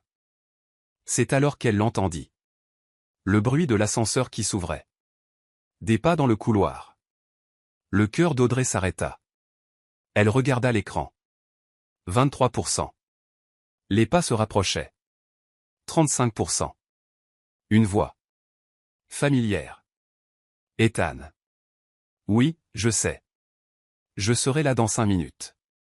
J'ai juste besoin de récupérer quelques documents au bureau. 50%. Audrey était figée. Si elle retirait l'appareil maintenant, tout serait perdu. Mais si elle restait. 65%. La poignée de la porte commença à tourner. 80%. Audrey chercha désespérément un endroit où se cacher. Mais il était trop tard. La porte s'ouvrit. Et Ethan était là, debout dans l'encadrement, les yeux écarquillés de surprise. Audrey, qu'est-ce que tu fous là? Le temps sembla se figer. Audrey restait paralysée devant l'ordinateur, ses doigts tremblant encore au-dessus du clavier, la clé USB brillant doucement de la lumière bleue du transfert. Son cerveau lui hurlait de faire quelque chose, n'importe quoi. Mais son corps refusait d'obéir. Ethan entra lentement dans le bureau, refermant la porte derrière lui avec un clic doux qui résonna comme un coup de feu dans le silence. Il ne courut pas. Ne cria pas. Il marcha simplement avec cette confiance calculée qu'elle avait appris à reconnaître comme dangereuse. J'ai demandé, répéta-t-il, la voix toujours calme mais avec un tranchant qui n'était pas là auparavant. Que fais-tu dans mon bureau, seul, dans le noir, avec accès à mon ordinateur? 95%. Audrey avait besoin de quelques secondes de plus. Juste quelques secondes. J'ai oublié mon portefeuille ici plus tôt, mentit-elle, sa voix sortant plus faible que prévu. Je regardais juste. Ne me mens pas. Ethan fit quelques pas de plus, s'arrêtant de l'autre côté du bureau. Ses yeux bleus, autrefois si chaleureux, si invitants, étaient maintenant froids comme la glace. Je t'ai tout donné. La confiance. Le respect. Et tu es là, à envahir ma vie privée, à voler mes fichiers. Pourquoi? 98% Ethan, je peux expliquer. Alors explique. Il posa ses mains sur le bureau, se penchant en avant. Et ne m'insulte pas avec plus de mensonges. La barre de progression se compléta enfin. 100%. Audrey retira rapidement l'appareil du port USB et le cacha dans sa paume, mais elle ne fut pas assez rapide. Ethan l'avait vu. Quelque chose changea dans son expression. Le masque de civilité qu'il portait si bien se fissura enfin, révélant quelque chose de plus sombre en dessous. « Donne-le-moi », ordonna-t-il en tendant la main. « Non. » Audrey recula, mettant le bureau entre eux. « Donne-le-moi, Audrey. »« Non. Vous n'avez aucun droit de me demander quoi que ce soit. J'ai tous les droits. Je t'ai donné un travail, je t'ai payé généreusement, et c'est comme ça que tu me remercies? En espionnant pour mon frère? » La mention de Charles fit se figer Audrey. « Comment savez-vous? S'il te plaît. » Ethan laissa échapper un rire amer. « Tu crois que je n'ai pas remarqué? Les regards entre vous deux. La tension chaque fois que vous êtes dans la même pièce. Je vous ai vu au restaurant ce soir. La façon dont il te regardait. La façon dont tu regardais en retour. Ça n'a rien à voir avec. Ça a tout à voir avec ça. » Ethan frappa du poing sur le bureau, faisant sursauter Audrey. « Charles t'utilise. Il te manipule, te met des mensonges dans la tête à mon sujet, te fait croire que je suis une sorte de monstre. Tu as tué mon père. » Les mots sortirent avant qu'Audrey ne puisse les arrêter. Brute. Désespéré. Vrai. Le silence qui suivit fut absolu. Ethan resta complètement immobile, son visage perdant toute couleur. Pendant un long moment, il la fixa simplement, comme s'il voyait un fantôme. « Qu'est-ce que tu as dit? » J'ai dit. Les larmes commencèrent à brûler les yeux d'Audrey, mais elle refusa de les laisser couler. « Que tu as tué mon père. James Bennett. Tu as ordonné l'incendie qui l'a tué, lui et ma mère. Qui a laissé ma sœur dans le coma. Tu as détruit ma famille. » Ethan secoua lentement la tête, comme s'il essayait de traiter une information impossible. « Bennett. James Bennett était ton père? » Oui. Mon Dieu. Il passa sa main dans ses cheveux, se tournant pour regarder par la fenêtre. Lorsqu'il lui fit face à nouveau, il y avait quelque chose de différent dans ses yeux. Pas de colère, pas de culpabilité, mais du regret. « Audrey, je ne savais pas. Je le jure devant Dieu, je ne savais pas que tu étais. Ne mens pas. J'ai vu l'enregistrement. Je t'ai entendu ordonner qu'on s'occupe de lui. Je ne parlais pas de ton père. Menteur. Je parlais de l'auditeur qui avait découvert les irrégularités. Cria Ethan en retour, sa voix se brisant. J'ai payé pour qu'il soit transféré dans une autre entreprise, pour l'éloigner. Je n'ai jamais ordonné de tuer qui que ce soit. Audrey hésita. Il y avait quelque chose dans sa voix, un désespoir authentique, une véritable horreur, qui lui fit tout remettre en question. Tu mens. Tu es obligé de mentir. Je mens sur beaucoup de choses. Sur les affaires, sur l'argent, sur à quel point je me soucie vraiment de cette entreprise. Ethan fit un pas vers elle, les mains levées en signe de reddition. Mais je ne tuerai jamais, jamais quelqu'un, surtout pas une famille innocente. Mais l'enregistrement a été monté. Une nouvelle voix résonna dans la pièce. Audrey se retourna brusquement. Charles se tenait dans l'encadrement de la porte, les mains dans les poches, une expression froide et indéchiffrable sur le visage. Charles ? Audrey sentit le sol se dérober sous ses pieds. Qu'est-ce que vous faites ici ? Je m'assure que mon plan fonctionne. Quelque chose dans la façon dont il le dit, si désinvolte, si détaché, glaça le sang d'Audrey. Quoi ? Qu'est-ce que vous voulez dire par « votre plan » ? Charles entra dans le bureau, fermant la porte derrière lui. Il ne regarda pas Audrey. Il regarda Ethan. Dis-lui, petit frère. Dis-lui qui a vraiment tué la famille Bennett. Ethan devint livide. Non. Charles, tu ne peux pas être sérieux. Tu n'as pas pu. J'ai fait le nécessaire. Charles tourna enfin ses yeux gris vers Audrey, et pour la première fois, elle vit ce qui s'y trouvait réellement. Pas de l'amour. Pas de la protection. Mais de l'obsession. De la froideur. Du calcul. James Bennett était sur le point d'exposer Ethan. S'il avait fait ça, toute l'entreprise se serait effondrée. Notre famille aurait été détruite. Je ne pouvais pas permettre cela. Audrey eut l'impression d'avoir reçu un coup de poing dans l'estomac. Non, non, vous mentez. Vous m'avez montré l'enregistrement. Vous avez dit qu'Ethan. J'ai monté l'enregistrement, Audrey. Je t'ai manipulé. Tout comme j'ai manipulé tout le monde. Charles fit un pas vers elle, mais Audrey recula instinctivement. J'avais besoin de quelqu'un pour infiltrer la vie d'Ethan. Quelqu'un en qui il aurait confiance. Et tu étais parfaite. Vulnérable. Désespérée. Facile à contrôler. Espèce de... fils de pute. Les larmes commencèrent enfin à couler, brûlant son visage. Vous m'avez utilisé. Vous m'avez fait croire. Je t'ai fait croire ce que j'avais besoin que tu crois. Charles était si proche maintenant qu'elle pouvait sentir la chaleur émanant de lui. Et ça a marché parfaitement. Jusqu'à maintenant. Charles, arrête ça. Hurla Ethan, se positionnant entre lui et Audrey. Elle n'a rien à voir avec ça. C'est avec moi que tu as un problème. Tu as raison. Charles inclina la tête, ses yeux se plissant.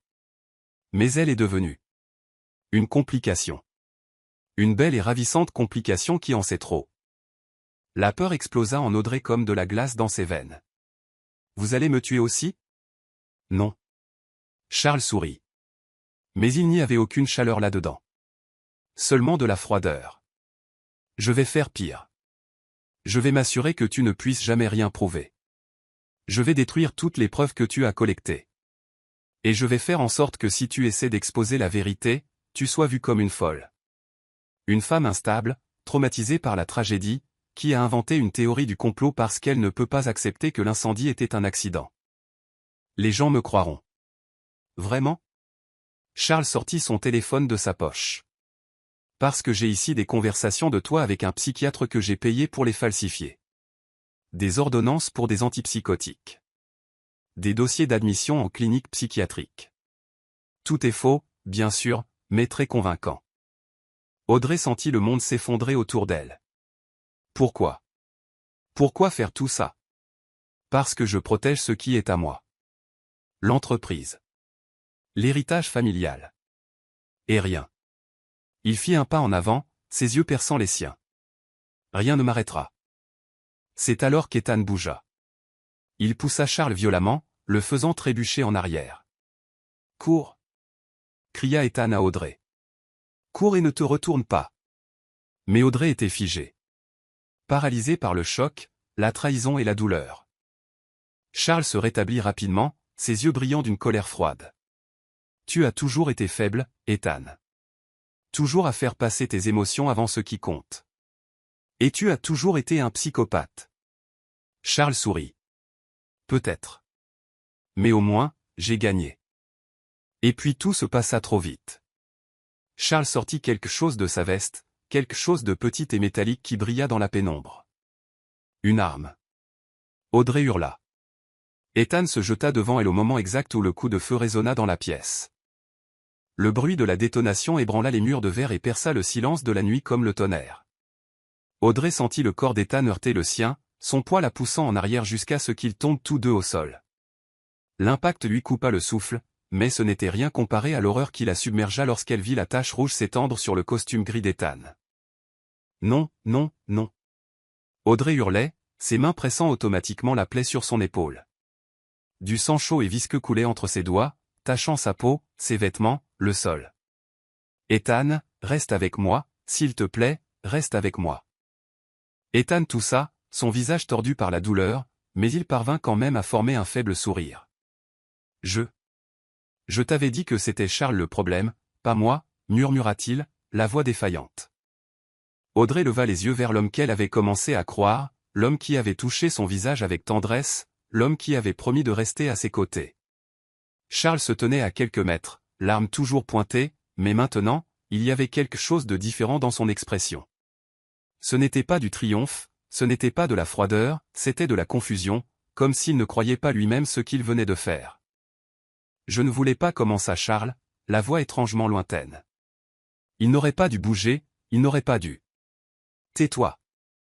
Cria Audrey, les larmes coulant désormais de manière incontrôlable. Tu lui as tiré dessus, tu as tiré sur ton propre frère. Je n'avais pas le choix. Il y a toujours le choix. Elle appuya plus fort sur la blessure d'Ethan, essayant désespérément d'arrêter l'hémorragie. Et vous avez choisi d'être un monstre. Les mots semblèrent frapper Charles comme une gifle physique. Il abaissa légèrement l'arme, ses yeux rencontrant enfin les siens, et pour la première fois depuis le début, Audrey y vit quelque chose d'humain. Du regret, peut-être, ou le souvenir lointain de celui qu'il était avant que le pouvoir et l'obsession ne le consument complètement. Audrey, commença-t-il en faisant un pas en avant. N'approchez pas. Elle positionna son corps entre lui et Ethan, comme si elle pouvait le protéger de sa propre vie. Si vous me tirez dessus aussi, vous devrez me regarder dans les yeux en le faisant. Vous devrez voir ce que vous avez détruit. Charles s'arrêta. L'arme trembla légèrement dans sa main. C'est alors que le son des sirènes commença à résonner au loin, devenant de plus en plus fort, de plus en plus proche. L'expression de Charles changea. La panique remplaça la froideur. Qui a appelé la police? Exigea-t-il. Je l'ai fait. Une voix féminine faible répondit depuis l'entrée. Tout le monde se tourna. Sarah, la réceptionniste du 35e étage, une femme d'âge moyen qui souriait toujours à Audrey quand elle arrivait le matin, se tenait dans l'entrée, son téléphone à la main, les yeux écarquillés d'horreur. J'ai entendu le coup de feu. J'ai tout vu sur les caméras du couloir avant qu'elle ne tombe en panne. Elle regarda directement Charles, et il y avait un courage féroce dans ses yeux qui contredisait son corps tremblant. J'ai tout enregistré, et je l'ai déjà envoyé à la police. Le visage de Charles perdit toute couleur. Vous ne comprenez pas. Je protégeais. Vous ne protégiez rien d'autre que votre propre pouvoir. Sarah fit un pas en avant, sa voix gagnant en force. Je travaille pour cette entreprise depuis 15 ans. Je vous ai vu passer d'un homme bon à ça. Et je ne resterai plus silencieuse. Les sirènes étaient maintenant dans la rue, des lumières rouges et bleues se reflétant dans les fenêtres du bureau. Charles regarda autour de lui, l'arme dans sa main, son frère saignant au sol, Audrey les mains couvertes de sang, Sarah bloquant sa seule sortie. Il était coincé. Et pour la première fois depuis qu'Audrey l'avait rencontré, Charles Whitmore semblait perdu. J'ai fait ce qui était nécessaire, répéta-t-il, mais cela ressemblait maintenant à une tentative désespérée de se convaincre lui-même. J'ai fait ce que n'importe qui aurait fait pour protéger ce qui lui appartenait. Non. Ethan toussa à nouveau, du sang tachant ses lèvres. Audrey l'essuya doucement avec la manche de son chemisier, les yeux pleins de larmes. Tu as fait ce qu'un lâche fait. Tu as détruit des vies innocentes parce que tu avais peur de perdre le pouvoir. Je ne suis pas un lâche. Alors prouve-le. Ethan s'efforça de s'appuyer sur son coude, faisant face à son frère même si la douleur était évidente dans chaque mouvement. Pose l'arme. Fais face aux conséquences de tes actes. Sois un homme pour la première fois de ta vie. Le silence qui suivit fut suffocant. Audrey pouvait entendre son propre cœur battre violemment à ses oreilles, pouvait sentir le pouls faible mais constant d'Ethan sous ses doigts, pouvait voir la bataille intérieure se livrer sur le visage de Charles. Et puis, lentement, Charles abaissa l'arme. Il ne l'attendit pas, il la laissa simplement tomber au sol avec un bruit métallique qui résonna comme un glas funèbre. « Je suis désolé », murmura-t-il, mais on ne savait pas trop à qui il s'adressait. À Ethan? À Audrey? À lui-même? Je n'ai jamais voulu en arriver là. Mais c'est arrivé. Audrey trouva enfin sa voix, froide et ferme malgré les larmes. À cause de vos choix. À cause de votre cupidité. Et maintenant, vous allez payer pour tout. Les portes de l'ascenseur s'ouvrirent avec un tintement net et soudain, le bureau fut inondé de policiers armés, d'ambulanciers portant des brancards et du chaos contrôlé d'une scène de crime active. Main en évidence. Cria un officier, son arme pointée sur Charles. Charles obéit, levant les mains lentement. Il n'y avait plus de résistance en lui, juste une résignation fatiguée. Audrey fut doucement écartée d'Ethan par les ambulanciers, qui commencèrent immédiatement à travailler pour le stabiliser. Elle regarda, impuissante, alors qu'ils appliquaient des bandages, vérifiaient les signes vitaux, le préparaient pour le transport. « Est-ce qu'il va s'en sortir ?» demanda-t-elle, la voix brisée. La balle a touché l'épaule, répondit l'ambulancier sans quitter son travail des yeux. Il a perdu du sang, mais si nous arrivons rapidement à l'hôpital, il a de bonnes chances. De bonnes chances, pas de certitude. Juste une chance. Audrey regarda Ethan, qui était maintenant semi-conscient, ses yeux s'ouvrant et se fermant paresseusement. Elle prit sa main, la seule partie que les ambulanciers lui permettaient de toucher. « Tu m'as sauvé », murmura-t-elle. « Pourquoi ? Après tout ça. Pourquoi t'es-tu jeté devant la balle ?» Ethan força ses yeux à s'ouvrir, se concentrant avec difficulté sur son visage. Un faible sourire courba ses lèvres. « Parce que... » Il toussa. « Tu méritais quelqu'un qui tienne vraiment à toi. Et moi. » Sa voix faillit, mais il pressa légèrement sa main. « Je tiens à toi. » Avant qu'Audrey ne puisse répondre, les ambulanciers le soulevèrent sur le brancard et commencèrent à le déplacer vers l'ascenseur. Elle essaya de les suivre, mais un policier l'arrêta doucement. « Je suis désolé, madame. Nous avons besoin de votre déposition d'abord. » Audrey regarda, impuissante, Ethan disparaître derrière les portes de l'ascenseur. Puis elle se tourna pour voir Charles être menotté, entendre ses droits lui être lus, être escorté hors du bureau qu'il avait autrefois dirigé comme un roi. Lorsque leurs yeux se croisèrent pour la dernière fois, il n'y avait pas de colère entre eux, pas de haine, juste de la tristesse. Pour la personne qu'il aurait pu être, pour l'amour qui avait failli éclore entre eux, mais qui avait été empoisonné à la racine par les mensonges. « Je suis vraiment désolé », dit Charles alors qu'on l'emmenait. « Pour tout. » Audrey ne répondit pas. Parce qu'il n'y avait rien à dire. Les excuses ne ramenaient pas les morts, ne guérissaient pas les blessures, n'annulaient pas la trahison. Elles marquaient seulement la fin. Des heures plus tard, Audrey était assise dans une salle d'interrogatoire stérile, répondant à la même question de 10 manières différentes. Les détectives allaient et venaient, enregistrant sa déclaration, vérifiant son histoire par rapport aux preuves, vérifiant la clé USB qu'elle avait volontairement remise. Lorsqu'ils la libérèrent enfin, avec des avertissements de ne pas quitter la ville et des promesses de plus de questions plus tard, le soleil se levait. Audrey quitta le poste de police pour retrouver un monde qui semblait exactement le même qu'hier, mais pour elle, tout avait irrévocablement changé. Elle prit un taxi directement pour l'hôpital. Elle trouva Ethan en soins intensifs, relié à des machines qui bipaient à un rythme constant et réconfortant. Son épaule était bandée et il y avait une pâleur sur sa peau qui n'était pas là auparavant, mais il était vivant. Il respirait. Il se battait. Une infirmière l'informa qu'il était stable et qu'il se réveillerait bientôt. Audrey s'assit sur la chaise près du lit, prit sa main encore chaude, encore vivante et permit enfin à tout de s'effondrer. Elle pleura. pour le père qu'elle avait perdu, pour la mère qu'elle ne serrait plus jamais dans ses bras, pour la sœur qui luttait encore pour se réveiller, pour l'innocence que Charles lui avait volée, pour la confiance qui avait été trahie. Mais elle pleura aussi de soulagement. Parce que la vérité était enfin exposée, parce que le vrai monstre était en détention, parce que, contre toute attente, elle avait survécu. Et parce que l'homme allongé dans ce lit, l'homme qu'elle avait été envoyé pour tromper, s'était avéré être le seul à l'avoir vraiment vu. Audrey ne savait pas ce qui se passerait ensuite, ne savait pas si Ethan lui pardonnerait son rôle initial dans la supercherie, ne savait pas si elle pourrait se pardonner elle-même. Mais elle savait une chose, la vérité, aussi douloureuse soit-elle, valait toujours mieux que de vivre dans le mensonge. Et peut-être, juste peut-être, que sur les ruines des mensonges, quelque chose de réel pourrait enfin pousser. 3 jours s'étaient écoulés depuis cette nuit-là.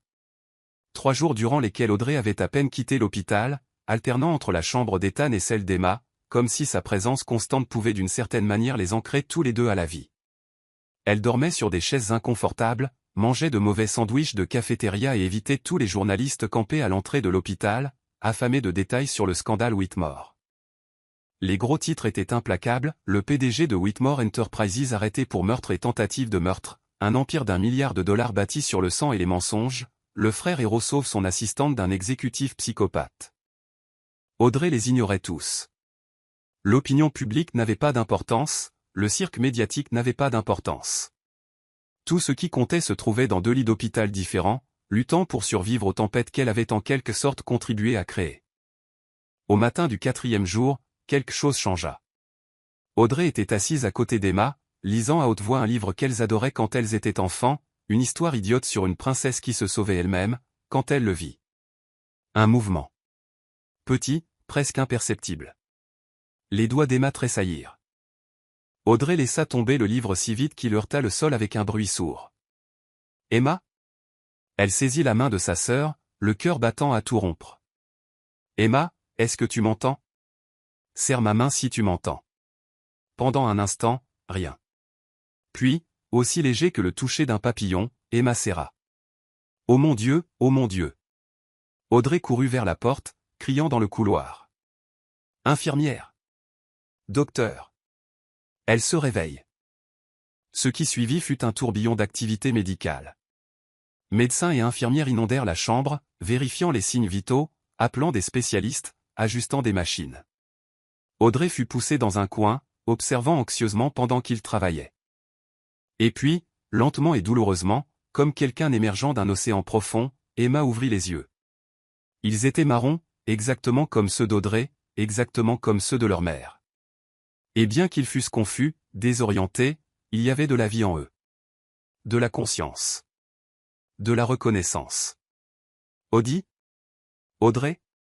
La voix d'Emma était rauque, faible, mais c'était sa voix. Réelle. Vivante. Audrey écarta les médecins, tombant à genoux près du lit, tenant le visage de sa sœur entre ses mains. « Je suis là. Je suis là, Emma. Tu es de retour. Tu es enfin de retour. » Les larmes coulaient librement maintenant. Des larmes de soulagement, de joie, de gratitude pour un miracle auquel elle avait presque cessé de croire. Emma essaya de parler à nouveau, mais sa gorge était trop sèche. Une infirmière lui offrit doucement de petits morceaux de glace, qu'Emma suça lentement, ses yeux ne quittant jamais le visage d'Audrey. « Maman. Papa. » Réussit-elle finalement à murmurer. Et le cœur d'Audrey se brisa à nouveau.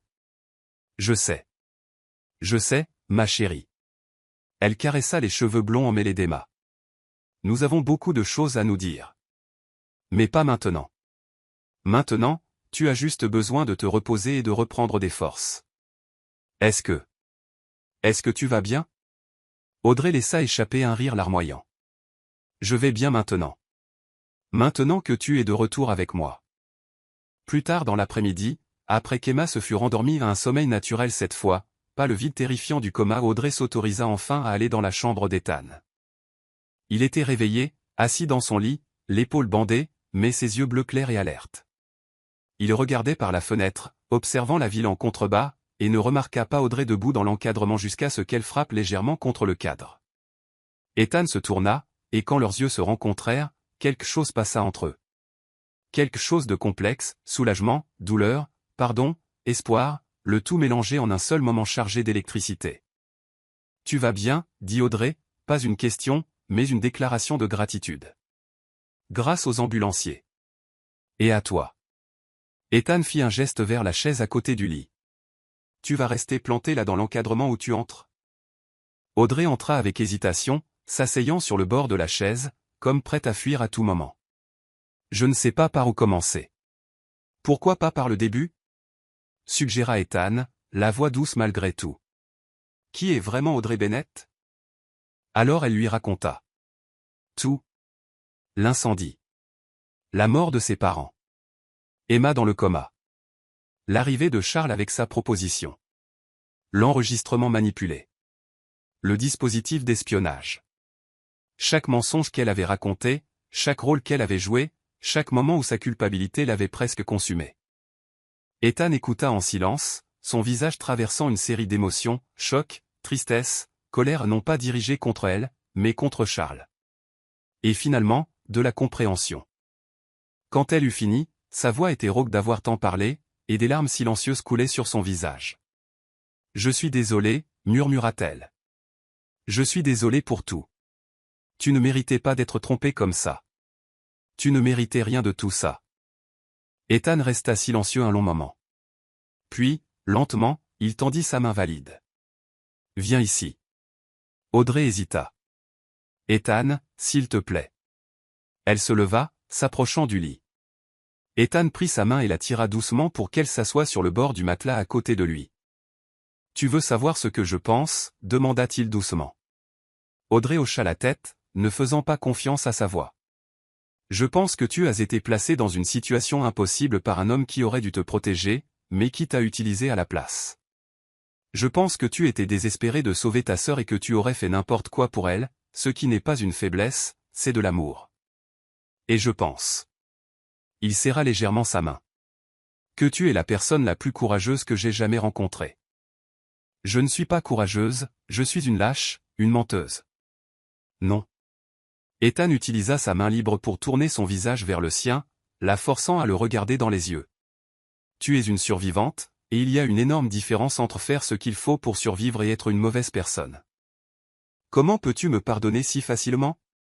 Parce que je comprends. » Quelque chose de sombre traversa son expression. « Mon frère était, un maître de la manipulation. Il m'a manipulé pendant des années, me faisant croire que c'était moi le problème, l'irresponsable, alors qu'il était le sauveur de la famille. Il m'a fallu beaucoup de temps pour voir la vérité. Alors oui, je comprends à quel point il est facile d'être trompé par Charles Whitmore. » Audrey sentit quelque chose en elle se briser et se reformer en même temps. Elle s'était attendue à de la colère, elle s'était attendue au rejet. Mais ça, le pardon, la compréhension. C'était plus qu'elle ne s'était permis d'espérer. « Emma s'est réveillée, » dit-elle soudainement, un sourire sincère touchant enfin ses lèvres pour la première fois depuis des jours. Ce matin, elle s'est enfin réveillée. Le visage d'Ethan s'illumina. « Audrey, c'est incroyable.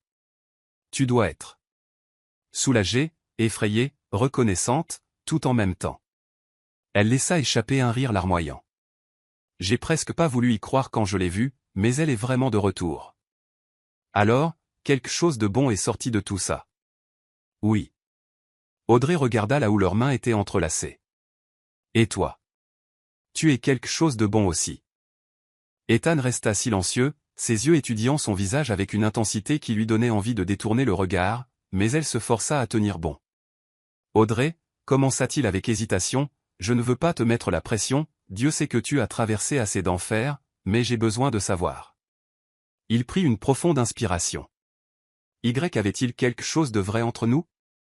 Ou tout cela n'était-il qu'une comédie? Audrey ferma les yeux, se remémorant chaque instant, les dîners, les rires, la façon dont il la regardait comme si elle était la seule personne dans la pièce, le contact de sa main sur la sienne. Au début, admit-elle doucement, c'était un rôle. Je suivais des ordres, je jouais un personnage. Mais quelque part en chemin. Elle ouvrit les yeux, croisant les siens. J'ai arrêté de faire semblant. Les sentiments sont devenus réels, et ça m'a effrayé plus que tout. Pourquoi? Parce que tu étais censé être le méchant. Tu étais censé être l'homme que je détestais. Mais plus j'apprenais à te connaître, plus je réalisais que Charles avait tort, et là, je ne savais plus quoi ressentir. Et maintenant, demanda Ethan, une vulnérabilité brute dans la voix. Que ressens-tu maintenant? Audrey pensa à toutes les raisons pour lesquelles c'était compliqué, à tous les mensonges qui avaient été dits, à toute la douleur qui devait encore guérir.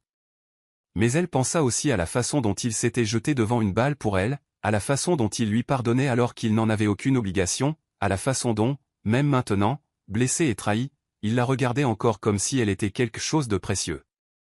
Je sens, dit-elle lentement, honnêtement, que je veux découvrir qui nous sommes quand nous ne sommes pas entourés de mensonges.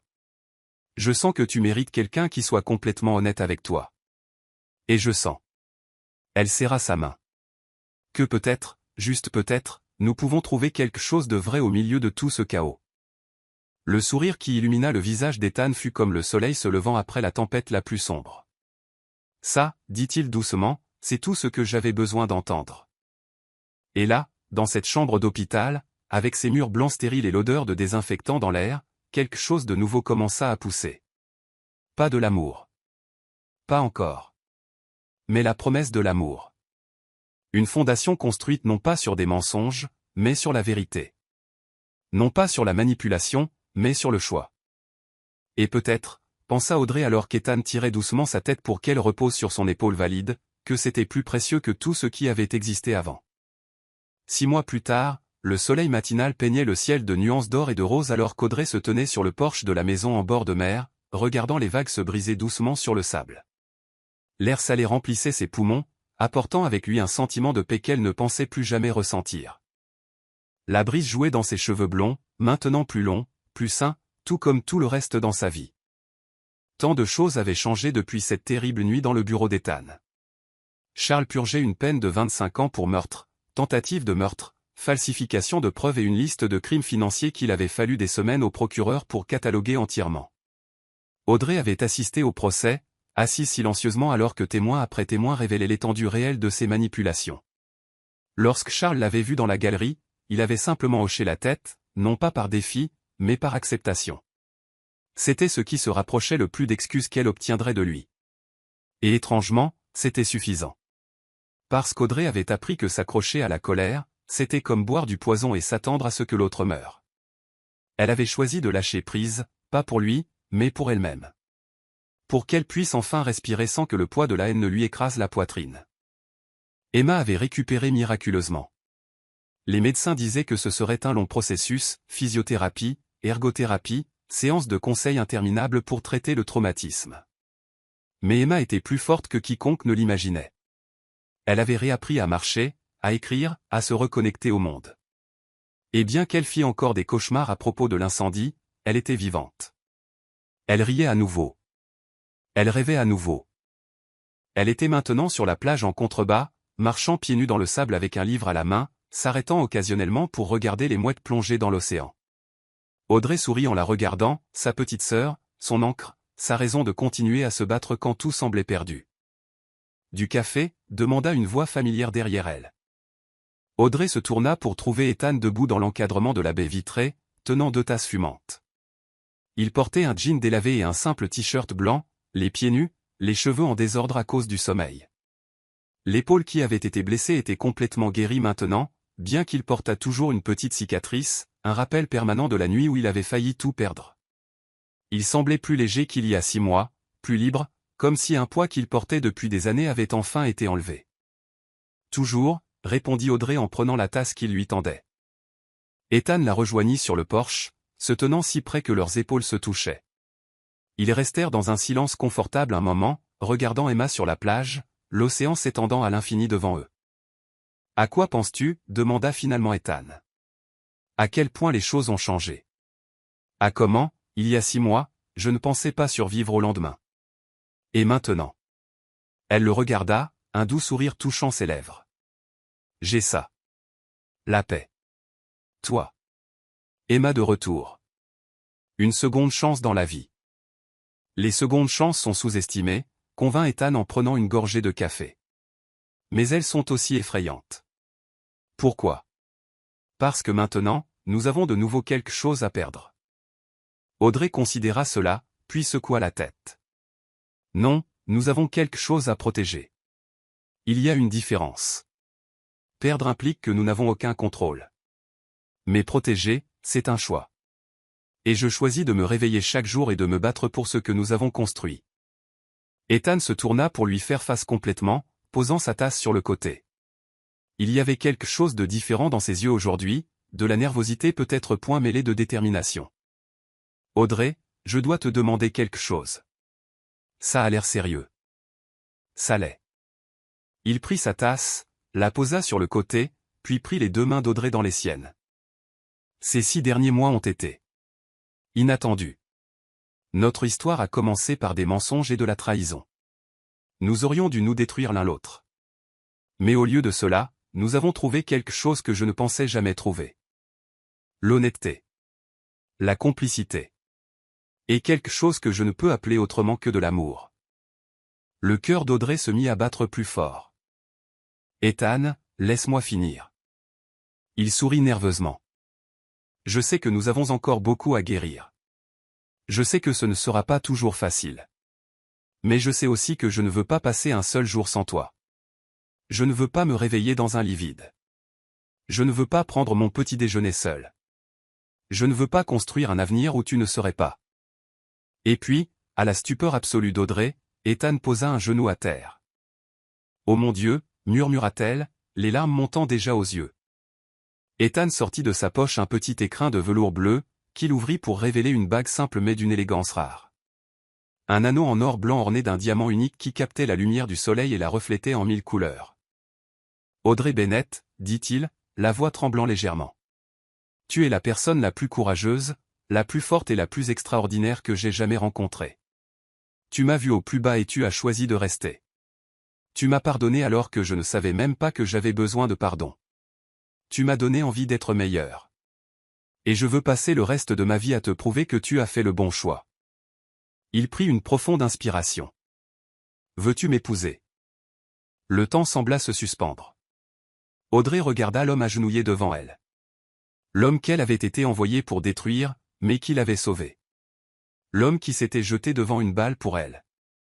L'homme qui lui avait appris que le pardon n'était pas une faiblesse, mais la plus grande des forces. « Oui, » murmura-t-elle, peine capable de parler à travers ses larmes de joie. « Oui, oui, 1000 fois oui. » Le sourire qui illumina le visage d'Ethan était pur bonheur. Il glissa la bague à son doigt. Elle lui allait parfaitement, comme si elle avait été faite sur mesure pour elle. Il se releva et la serra fort contre lui. « Je t'aime » chuchota Théil dans ses cheveux. « Je t'aime tellement que ça en fait mal parfois. »« Je t'aime aussi » répondit Audrey en enfouissant son visage dans son torse, respirant son odeur de café, de sel marin et de foyer. « Je t'aime malgré tout. » Non, pas malgré. Mais grâce à tout. Parce que c'est tout cela qui nous a menés ici. Ils restèrent ainsi un long moment, enlacés, tandis que le monde continuait de tourner autour d'eux, jusqu'à ce qu'ils entendent un cri venant de la plage. « Ils sont fiancés !» hurla Emma en sautant dans le sable, agitant les bras frénétiquement. Apparemment, elle avait tout vu. Audrey et Ethan éclatèrent de rire, une joie pure et sans filtre, et lui firent signe en retour. Emma courut vers le porche, montant les marches en bois 2 à 2, et se jeta dans leurs bras à tous les deux. « Je le savais. Je savais que vous finiriez ensemble. » cria-t-elle, serrée entre eux. « Vous êtes parfaits l'un pour l'autre. » « Nous ne sommes pas parfaits, » corrigea doucement Audrey en embrassant le sommet du crâne de sa sœur. « Mais nous sommes vrais, et c'est encore mieux. » Emma se recula, les yeux brillants de larmes de bonheur. « Maman et papa t'auraient adoré, » dit-elle à Ethan. « Ils auraient aimé savoir que quelqu'un veille sur elle. » Ethan déglutit difficilement, visiblement ému. « Je fais de mon mieux, et je continuerai à le faire, chaque jour. » Emma sourit, puis regarda Audrey. « Alors, c'est pour quand le mariage ? Je peux être demoiselle d'honneur ? On peut le faire sur la plage ? Je peux aider à choisir la robe ? » Audrey rit en essuyant ses propres larmes. « Oui à tout. On planifiera ça ensemble. En famille. » Le mot resta suspendu dans l'air. Famille. Pas celle qu'ils avaient perdue, mais celle qu'ils avaient choisi de bâtir sur les ruines. Plus tard cette nuit-là, Après qu'Emma fut allée se coucher et que la maison fut devenue silencieuse, à l'exception du bruit lointain des vagues, Audrey et Ethan étaient allongés ensemble, enlacés d'une manière qui semblait déjà naturelle. « Tu as peur ?» demanda doucement Audrey, traçant paresseusement des motifs sur son torse. « Du mariage ? Non. De l'avenir, alors ?» Ethan réfléchit un instant. « Un peu, mais pas dans le mauvais sens du terme. C'est plus comme une sorte de révérence, comme quand tu es au sommet d'une montagne, que tu regardes en bas et que tu réalises tout le chemin parcouru et tout ce qu'il reste à gravir. C'est effrayant, mais aussi exaltant. J'aime cette métaphore. J'ai mes moments de génie. » Il embrassa son front. « Et toi ? Tu as peur ? » Non. Et Audrey réalisa que c'était vrai.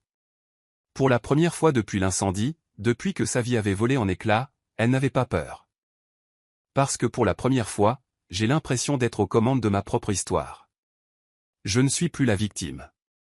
Je ne suis plus l'espionne. Je suis juste Audrey, et je te choisis. Chaque jour, je te choisis. Alors nous nous choisissons mutuellement. Ethan resserra son étreinte. Et ça, Audrey Bennett, ou devrais-je dire future Audrey Whitmore, c'est la meilleure forme d'amour. Audrey sourit dans l'obscurité. Audrey Whitmore. J'aime comme ça sonne. Moi aussi. Il marqua une pause. Tu sais, on dit que la meilleure vengeance, c'est de bien vivre. Et regarde-nous. Nous avons survécu à l'enfer. Nous avons presque tout perdu. Mais nous avons construit quelque chose de magnifique à partir des décombres. La vengeance par le bonheur, murmura Audrey, somnolente. Ça me va. Ils tombèrent dans le silence, écoutant la respiration de l'autre, leur cœur battant à l'unisson. Et alors qu'Audrey s'endormait dans les bras de l'homme qu'elle aimait, sa sœur dormant en sécurité dans la chambre voisine, dans une maison bâtie non pas sur des mensonges mais sur la vérité, elle eut une dernière pensée. On lui avait dit que son ennemi serait l'homme qu'elle aimerait le plus. Ils avaient raison. Mais pas de la manière dont ils le pensaient. Car parfois, le plus grand amour ne vient pas des contes de fées parfaits. Il vient du choix de rester quand il serait plus facile de partir. Il vient du pardon quand il serait plus simple de haïr. Il vient de la construction de quelque chose de nouveau quand tout ce que vous connaissiez a été détruit. Et peut-être, juste peut-être, que ces histoires-là, les imparfaites, les compliquées, celles bâties avec du sang, des larmes et des secondes chances sont les plus vraies de toutes. Parfois, la vie nous place face à des choix impossibles. Elle nous enlève tout ce que nous aimons et nous laisse à genoux, nous demandant si cela vaut la peine de se relever. Audrey Bennett aurait pu se perdre dans les ténèbres de la douleur, de la haine et d'une vengeance qui aurait consumé son âme. Mais elle a fait un autre choix. Elle a choisi la vérité, même quand elle faisait mal. Elle a choisi le pardon, même quand il semblait impossible. Elle a choisi l'amour, même lorsqu'il naissait des cendres de la trahison. Ethan Whitmore aurait pu n'être qu'un autre chapitre tragique de son histoire, l'homme qu'elle avait été envoyé pour détruire. Mais il est devenu sa rédemption, sa seconde chance, la preuve vivante que tout ce qui commence par des mensonges ne doit pas nécessairement finir par des mensonges. Car au final, ce ne sont pas nos circonstances qui nous définissent, mais les choix que nous faisons face à elles. Audrey a choisi de construire plutôt que de détruire. Elle a choisi de guérir plutôt que de perpétuer la douleur. Et ce faisant, elle a découvert que l'amour le plus puissant n'est pas celui qui vient facilement. C'est celui qui se gagne à travers les plus rudes batailles. Et vous ? Lorsque la vie vous met à genoux, lorsque tout semble perdu, quel choix ferez-vous ? Car peut-être que la vraie force ne réside pas dans le fait de ne jamais tomber, mais dans la décision de se relever, même lorsque chaque fibre de votre être vous crie de rester à terre. Parfois, l'ennemi que vous pensez avoir est le seul qui puisse vraiment vous sauver. Si cette histoire a touché votre cœur, abonnez-vous à la chaîne, laissez un j'aime et devenez membre pour obtenir un accès anticipé aux prochaines histoires. Et si vous avez senti qu'elle valait vraiment la peine d'être écoutée, cliquez aussi sur le bouton au Super Thanks. Votre geste fait toute la différence et nous aide à continuer de vous apporter des histoires qui vous émeuvent.